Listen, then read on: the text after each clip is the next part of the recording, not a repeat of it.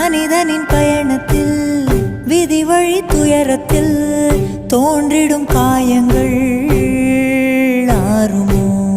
அன்பையும் பண்பையும் அறிந்திடும் ஒரு மனம் வெறுப்பிலும் சினத்திலும் வாழுமோ?